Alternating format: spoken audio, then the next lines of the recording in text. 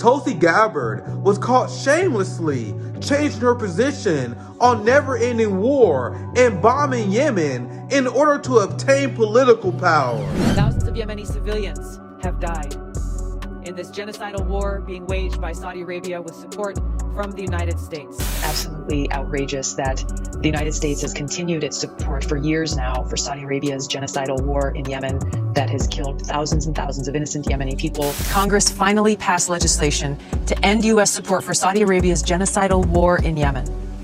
Now this bill is sitting on President Trump's desk, awaiting his signature or veto. Now, he's already threatened to veto this bill, which just reveals how he cares more about what Saudi Arabia wants than what the American people want.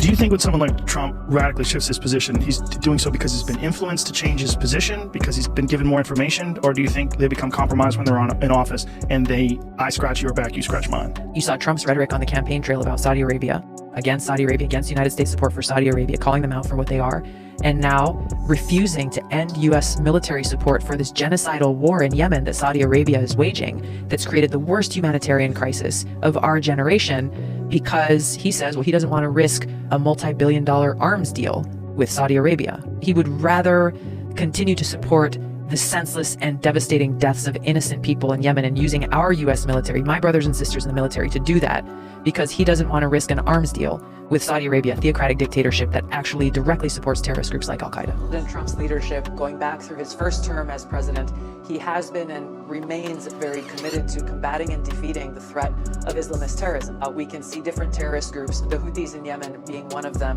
that President Trump has redesignated after President Biden took them off of the terrorist list, redesignated them appropriately as a terrorist organization. Right. The Houthis have been disrupting maritime trade and passage for a very long time, and no serious effort has been taken to stop that disruption.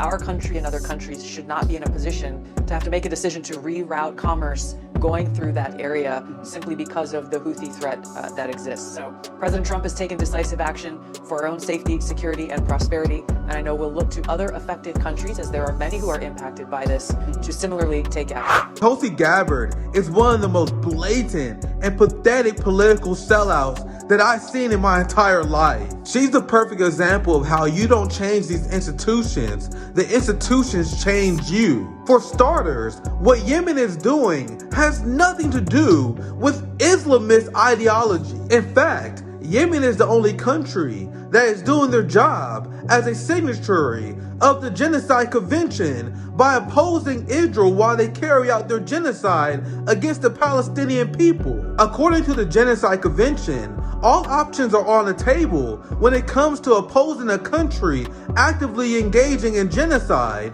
including engaging in strategic blockades that enable and benefit said country. Yemen has done nothing wrong. In fact, they are heroes.